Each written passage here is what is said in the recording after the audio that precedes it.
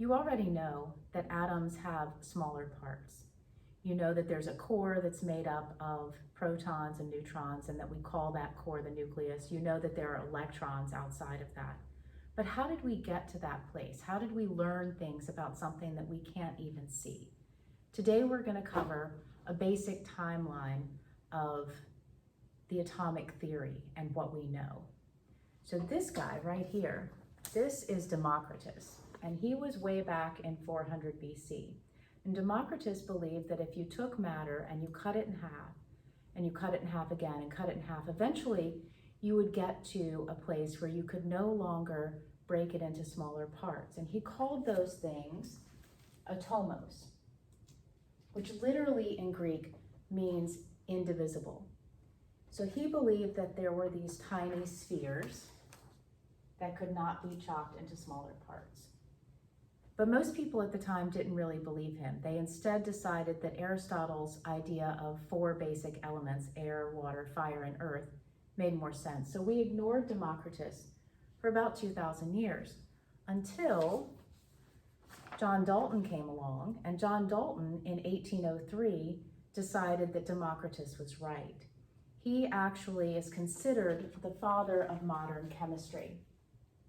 And he believed that you could also break matter into smaller parts until you got to something that was sort of like a sphere, like what Democritus said. But he also believed that if you got to this point and you compared an atom of one element to an atom of another element, they would be different. So an atom of gold would look like an atom of gold and another atom of gold. But if you compared an atom of gold to an atom of silver, they would be different.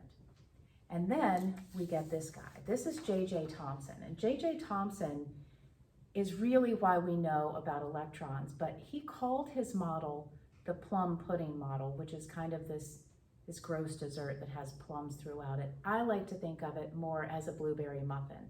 If you sliced a blueberry muffin in half and you looked, it would look like what J.J. Thomson believed an atom would look like.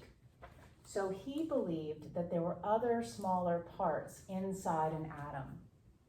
He called them corpuscles. Now we call them electrons. So his model looked like this. So far, we've come from just a basic sphere to knowing that each element has different types of atoms to now having other smaller parts that we call electrons.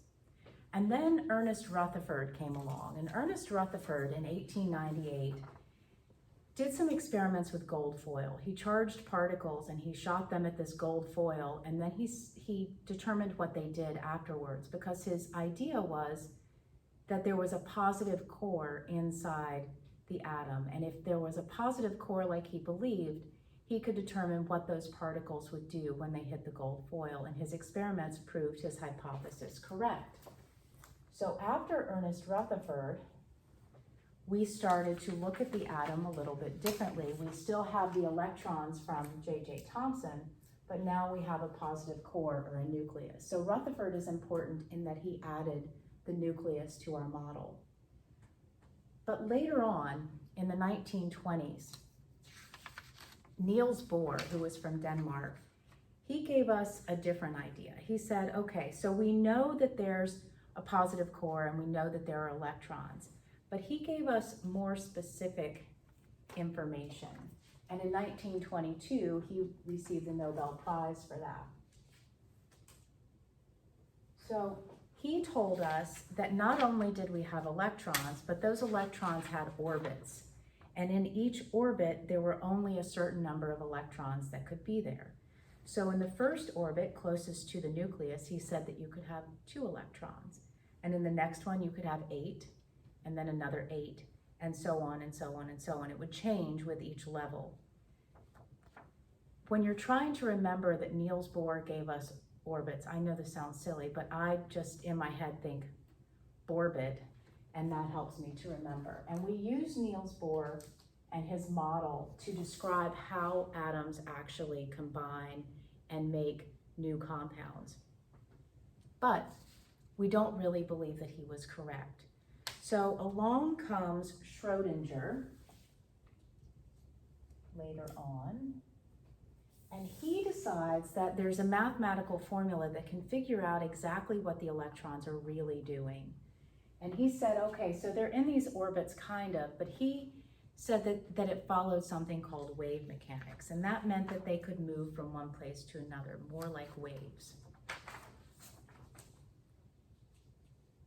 And that's what we consider the modern model of the atom. So we started out way back in 400 BC, and we're still learning. We now know more things than we've ever known about atoms because scientists are still experimenting with them. Hopefully, you can remember these people.